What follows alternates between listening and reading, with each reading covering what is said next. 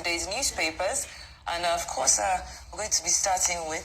this day, of course, the newspaper of record. Yes. Where the lead story today says, Peter Obi must become president of Nigeria.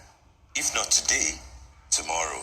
And the quote below the headline says, anyone who thinks I'm in transit is wasting his time. I'm not in a hurry to become the president, but I know it must happen. He actually say that? Well, he actually said it. It was at a book launch in Noka. I think the title of the book is Peter Obi, Many Voices, One Perspective. That was in his home state of Anambra State. I think this is, there are two ways to look at this. Peter Obi is saying, I want to be the president. He has always said he's not desperate to be the president. But here he's been emphatic to say that if it is not today, I know that I must be president. But the flip side, through which people may want to look at it is he admitting that reality has done already and that a new president will be sworn in on May 29 and that the courts might not upturn the decision of INEC. And if that is the reality, what Peter Obi is therefore saying is that, I've put in a good fight, but I may not be president now, but I'll still be president. Which will be the best approach that politicians have, really. I mean, President Buhari ran 3 times before winning. In 2003, in 2011, and in 2007, 2003, 2007, and 2011 before winning in 2015. So Mr. Obi won't be saying anything new.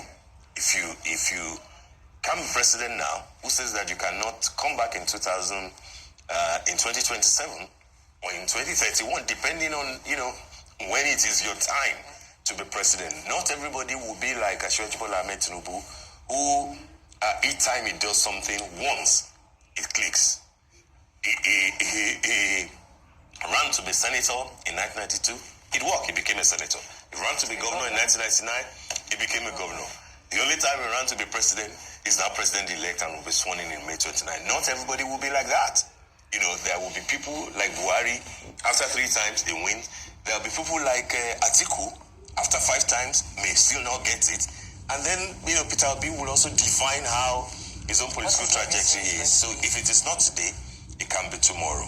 Other stories on top of the as citizens, that the Constitution is clear that you can't swear in a man who has not fulfilled the constitutional requirement of having 25% by their own understanding in Abuja. Will the court listen to them? The danger here is that if the court says, no, you don't have any ground, will that be a factor in the petition? Because once a court, strikes it out, maybe that will have a telling effect on what both the PDP and the Labour Party especially are asking for in the court. On top of the masthead, Shettima meets elected APC lawmakers over zoning once against rancor. That's the proper thing to do. We know that the chairman of the party, Senator Adamu, is saying that it's obvious that they didn't consult widely and that they have left out an important zone, which is the North Central, in the way that they have distributed offices for the National Assembly principal officers. But hey, we've got another group coming out with a roundtable insisting that the North wants both the Senate presidency and the Speaker of the House of Reps. That is their own definition of being fair, but we'll see how that happens. And they are threatening that if the party fails to grant them that request, then they will divest, their interest and investment, when it comes to the next elections. Let's see how that pans out. On the window, presidency, Buhari's relocation to Glass House, standard routine for outgoing president. That's, I think, one of the presidential aides there, Bashir Ahmad, making clarification on the fact that a few days to inauguration when Asiwaju Bola Ahmed Tinubu and his wife were moving into the presidential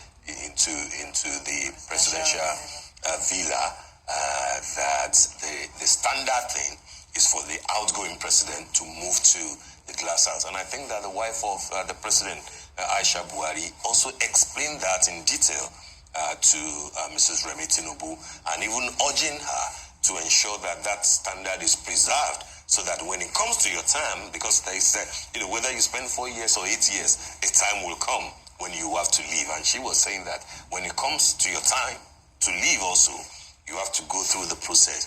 Leave the main building for the incoming president, move to the glass house, through which then you take your exit. And I think that's an important thing. Last but not the least, on the cover of this day, Irabo, Reuters reports against military spurious. That's on page 16 of this day. And that's the may still not get it. And then, Peter Obi will also define how his own political trajectory is. So if it is not today, it can be tomorrow. Other stories on top of the lead one, 25% votes. 5 FCT residents ask court to stop Tinubu's installation, extend Buhari's tenure. Those are private citizens going to court to say that by their own understanding of that constitutional clause, if you do not secure 25% in FCT, you really will not have fulfilled the requirements to be declared the winner. It's part of the petition. That's what I was going to ask. Can a separate petition coming from residents be also attended to, or wouldn't it have been wiser to kind of add their case together with? These are individuals. Then they may not necessarily be members of the opposition party, and they are not necessarily. They may not necessarily be on the same page or as detailed as what the Labour Party and the PDP are asking for.